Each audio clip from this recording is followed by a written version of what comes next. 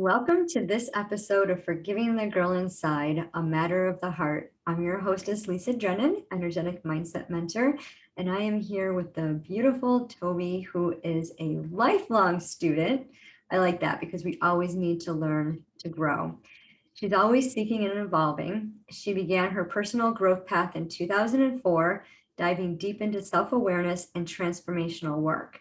A certified integrative NLP coach, master practitioner of I'm going to struggle with this big word here, hypnotherapy and mental and emotional release, Reiki Master and breathwork practitioner. She is passionate about empowering others to find their own healing within. So, wow, I love that. Love that NLP. I did okay with the hypnotherapy word too. You got it. You got it. Yeah, I tell people I'm like Moses. I needed Aaron because I stutter on some words, but it's all good. It's all good. So welcome. Thank you so much for taking the time to be here with me. I'm so excited to hear about your journey. Thank you for having me, Lisa. And we'll have to mention that beautiful background again, that hummingbird. It's just so peaceful. Just brings that calmness, just peace and serenity within that energy that we all need. So tell us about yourself a little bit. What was your journey like before you got involved in all of these beautiful things that you're doing today? Yes. Well, it started when I was 9 years old, when I went to the doctor and I got on the scale and the doctor told me that I was fat. And that began a almost lifelong journey of an eating disorder.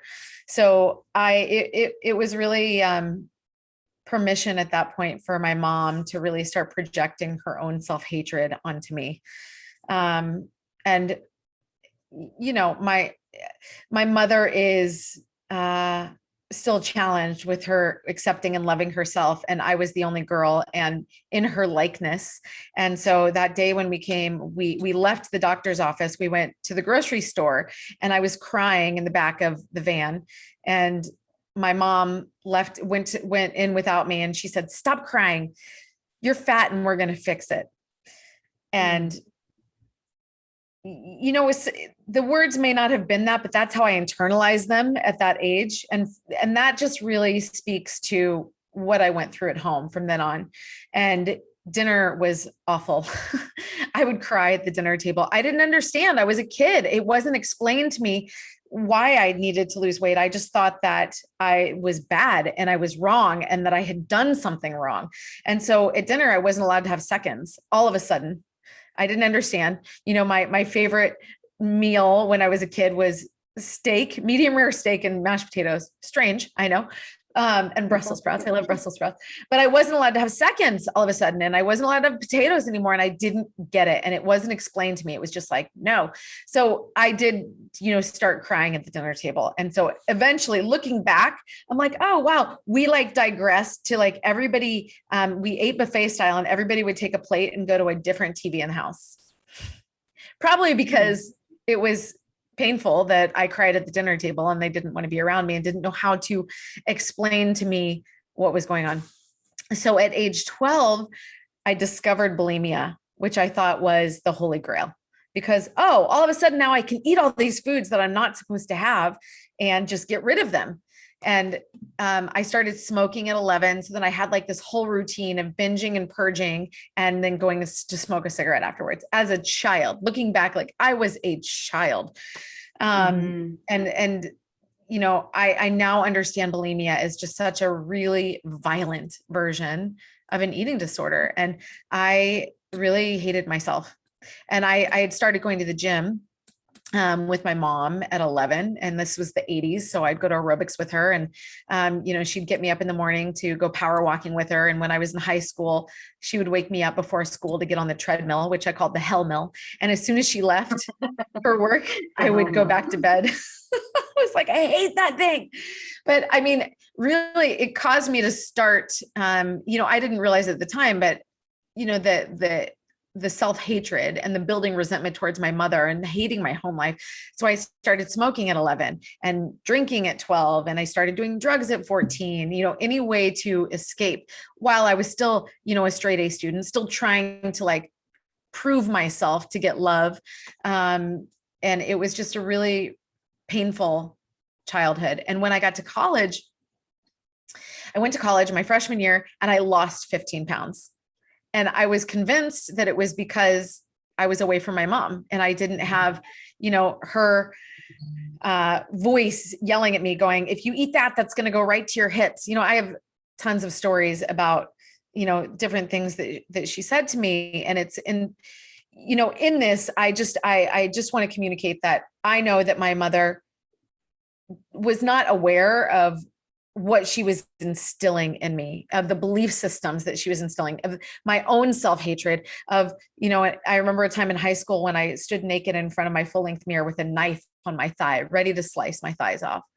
And, Wow. and then I tried to commit suicide when I was young.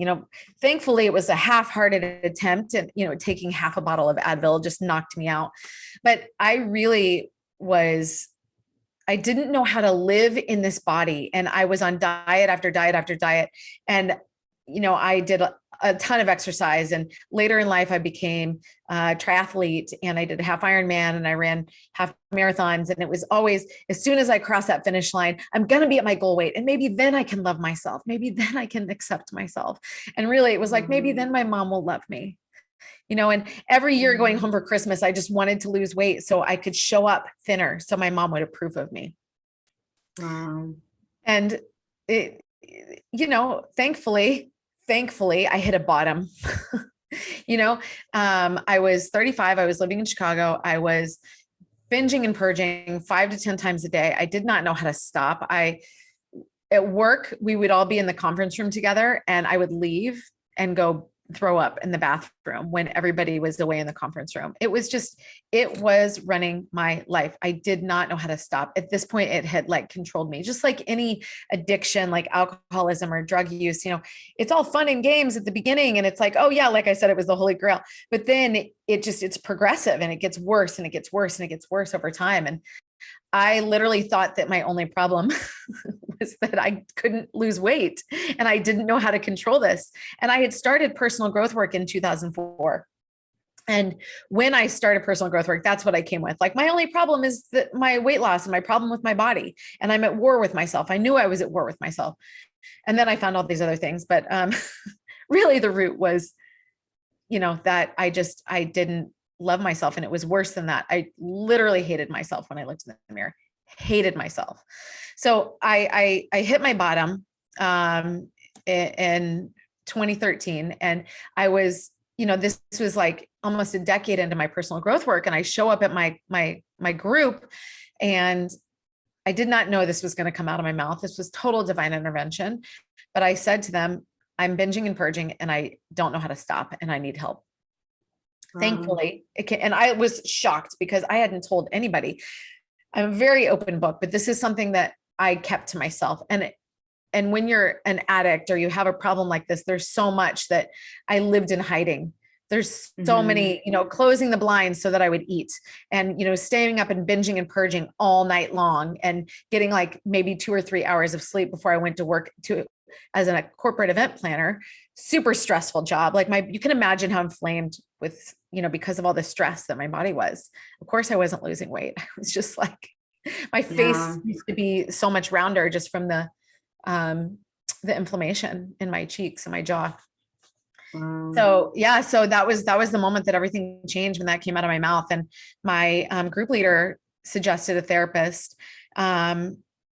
And that really started changing everything. And she encouraged me to go to Overeaters Anonymous, which at first I was like, no way. I had this identity of I'm an athlete, right? I was such an overachiever. There's no way I could even understand that I had a problem. I mean, I had been in denial my entire life, even though I was doing personal growth, even though I was peeling back the layers, doing, what I thought was real shadow work. But it took me 9 years of doing that before I was actually even ready to look at myself that I had an eating disorder. It was so terrifying to me. It was like an identity breakdown. And And that's totally what needed to happen, because I had constructed this identity that I could live with, this overachiever, this go-getter, this event planner, this athlete. And had I stayed in Chicago, I don't know that I would have been able to get out of that. And I was training for the LA Marathon and didn't end up running it because my work got in the way, because work was my primary, took precedence in my life. And I already had my plane ticket. So I still flew out to California to visit my friends. And while I was there, I had 3 spontaneous job interviews. I mean, total divine intervention. Had not planned this at all. 3 job interviews. And then they moved me out there like 6 weeks later. And I got right into recovery. I recognized it as a divine intervention. And I knew that this was the turning point, because I was seeing the therapist. And so I'd finally gone to one OA meeting in Chicago. And when I got there, like, I dove headfirst into my recovery. So that was what changed everything at that point. But then I was in OA for 4.5 years, and I had control over the food. I didn't eat any flour, any type of flour, or any sugar. In the top 5, it was like structured and controlled. I didn't drink alcohol. And I thought, okay, great. I've got this handled, right? Like, I'm not binging, I'm not purging anymore. But every time I looked in the mirror, I still hated myself. And I would still go down these really dark spirals. And I'm like, what is going on? I'm doing everything I know how to do. I'm doing this program perfectly.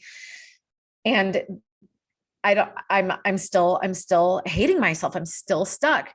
And then I was introduced to plant medicine.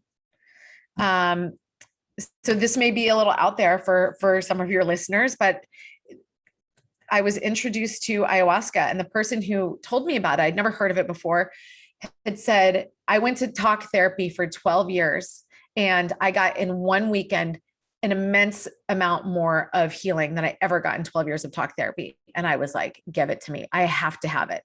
And then I freaked out, because I'm like, I'm clean and sober. I don't put anything in my body. I don't even take medication. And so for 6 months, I read, I watched movies, I asked people about it, I listened to podcasts, I did as much study as I could. And then I got ready. And then my very first weekend with this medicine, I had a full release. I call it an exorcism of my eating disorder. It was a total release. And mind you, I had done a ton of work on myself up until that point. Right. It's not a magic bullet. It's, I was getting myself ready for this. And I was replaced with this unconditional love that I never knew existed. And the next day I looked in the mirror and I literally saw a different face looking back at me. I saw beauty, and I was like, oh my God, I'm beautiful. And I'd never allowed myself to see myself as pretty. And well, how does this work? Really What's it called again? Ayahuasca. What's it called? Ayahuasca. Yeah. And ayahuasca. It's a plant from South America, and mostly known in Peru. It's also grown in Brazil and other regions in South America, Colombia. And it is a plant that's used in a spiritual ceremony facilitated by a shaman. And it's a psychedelic that is a doorway to spirit. It's a doorway to you.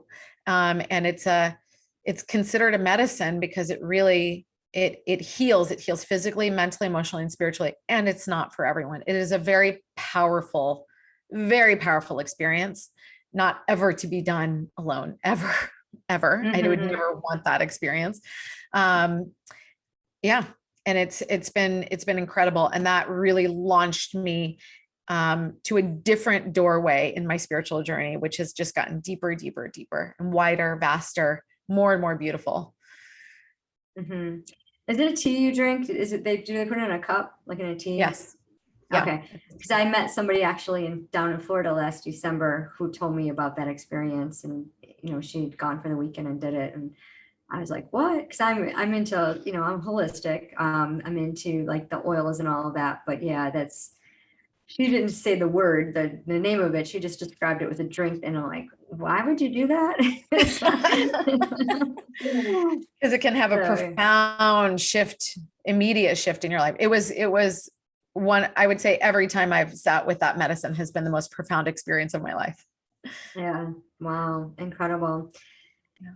So you went through so much at such a young age to Yeah. have that self-identity issue and not have the support of your mom. And, we know that mindset has a lot to do with that. And, your specialty with working with the subconscious that's locked all of those things inside of it. So as you continued your journey, what other modalities did you use? Would you say that was the main thing that helped you unlock, or, what was the work that you had to do after that? Because obviously you can't just keep taking this powerful, Yeah.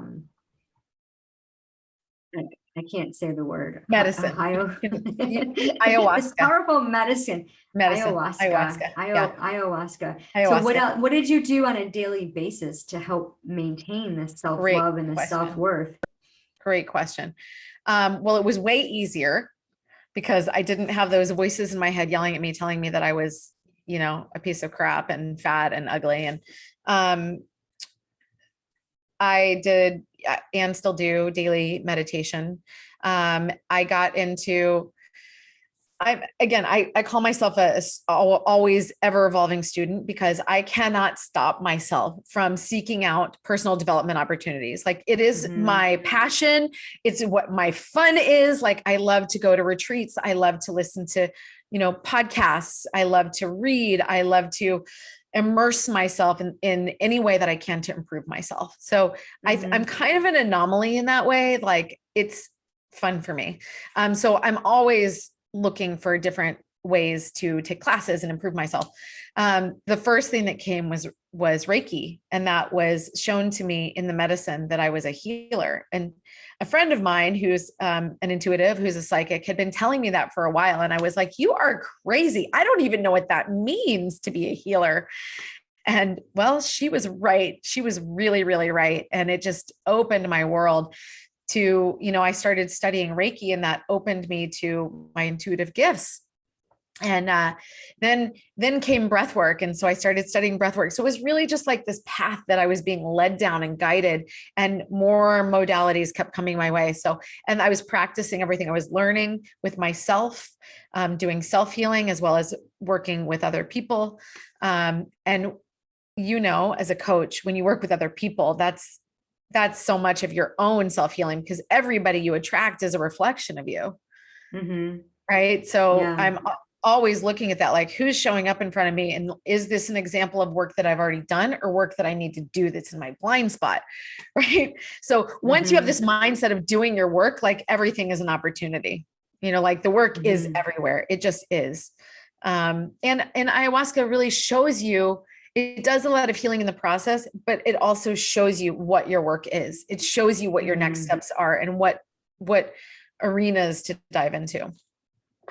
Yeah. I love that. Yeah. And just combining all those modalities, you created this awesome program to help others. And I like that you didn't know you were a healer, probably because you were hiding behind all of your pain. So how could you even know that you were a healer? And, and that's what happens a lot. I know to our listeners, they're hiding behind themselves. I like to say, you're standing in your way. You need to get out of your way and just realize there's pain. There's a purpose for that pain. And, it's hard to go through it, but we have a choice. And once you hit that pivot, and when you hit that darkest moment and you're ready to get out of it, it's just a matter of saying, I'm done. I'm not going to do this. Yeah. And then setting that course. There's they're doing a special, I'm going to date this. Today is August 12th. So if you're watching this in the future, this August 12th, 2021, there is a special on TV right now about the field of dreams. And they interviewed the man, Jeff, can't remember his last name, who wanted so desperately to be that one to go to major league, right? And he had so many mishaps. He had cancer, and he got into hurt on the field and crushed his vertebrae. He didn't walk he wasn't able to walk. And his dreams of being on the major league field was crushed, but he still dreamt it as he was recovering. And all I could think of was mindset and, having that envision and just wanting something so desperately that you see yourself. And athletes and, anyone who does this practice, this mindset work of envisioning what they want to do. When you want something bad enough, you're going to see yourself doing it. You're going to envision yourself doing it. You're going to go after doing it. And when you can get yourself on that path to do it, all things open up. I mean, like you said, divine intervention, you start seeing the path, but it just, the road, I like to call them the road hazards, get out of your way, but things just start opening up, and and you have a joy in your heart that's just unbelievable. So Yes. I can Yes. imagine that's what you would have felt like after. Have you and your mom reconciled at all with what happened when you were a child? No, it's, honestly, she is very much still in it, in her pain and in her own eating disorder. And, which makes my heart sad, but she has to find her own healing. And this Yeah. is not something that, because she's in it, everything that I do is confrontational to her. It's confrontive. It's hard for her to, you know, I don't even think she knows I'm a body liberation coach, because it's just too, when you're not ready to look at your own Right. stuff, right? It's all a trigger. I am a big Yeah. trigger for her. Yeah. Yep. And that's okay. She'll come on her own. So what advice would you give to somebody that is experiencing something that you've gone through? Well, I would really suggest that to work with somebody, because when you're in that point, when you're in the pain, when you're in your stuff, you don't know a way out, because if you did, you would have done it by now. You wouldn't just stay there.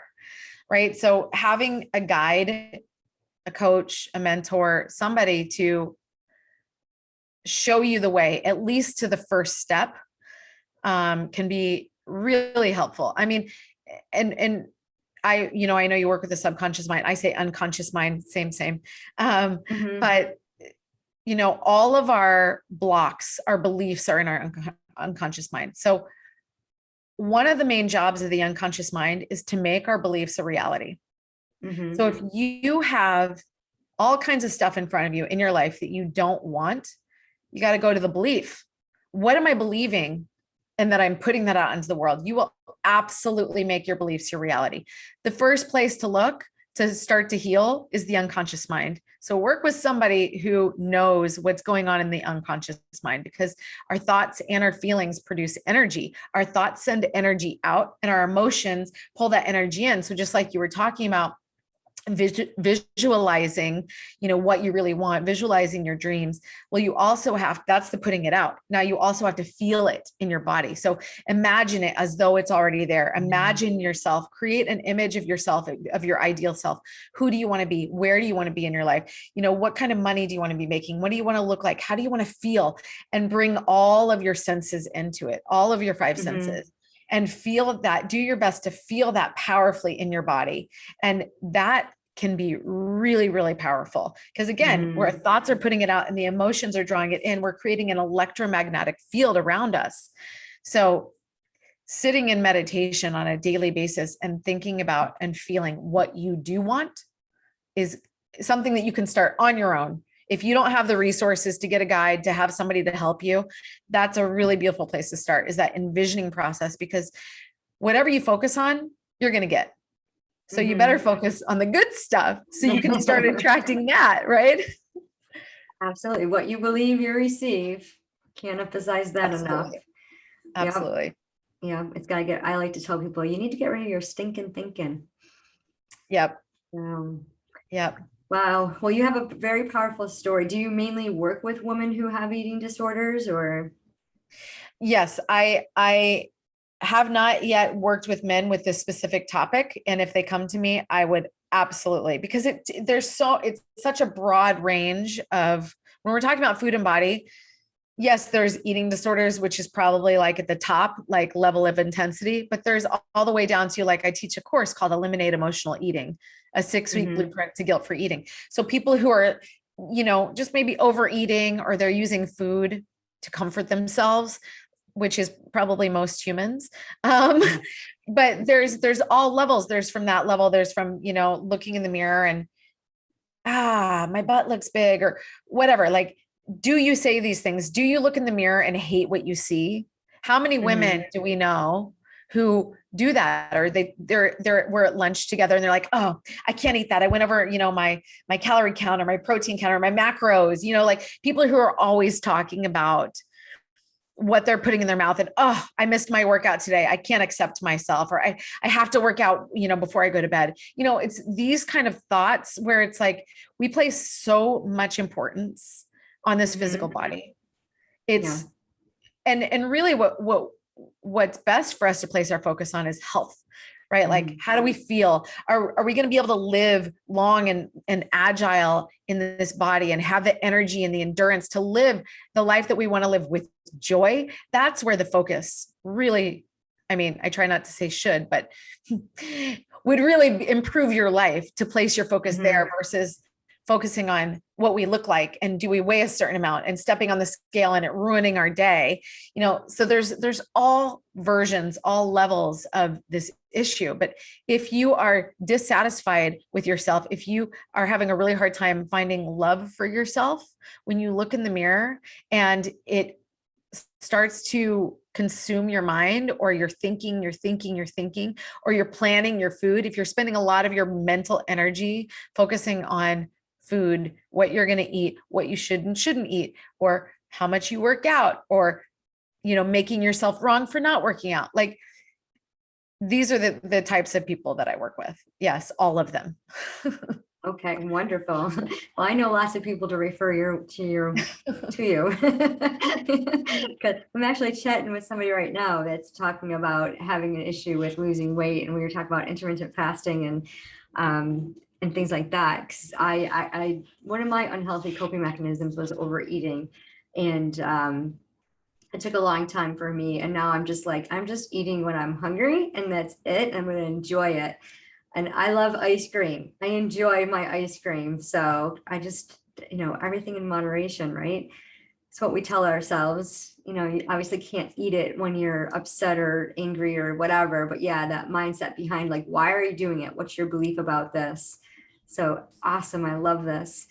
Well, thank you so much. We are going to put in the description links to get connected with you. So our audience, anyone who would like to connect with Tobey, you can find her links in the description. If you know anyone who can benefit from this, please share this. And if you're listening on the podcast, YouTube, wherever you're hearing it, please share it with them. And remember, everything that you do is a matter of the heart.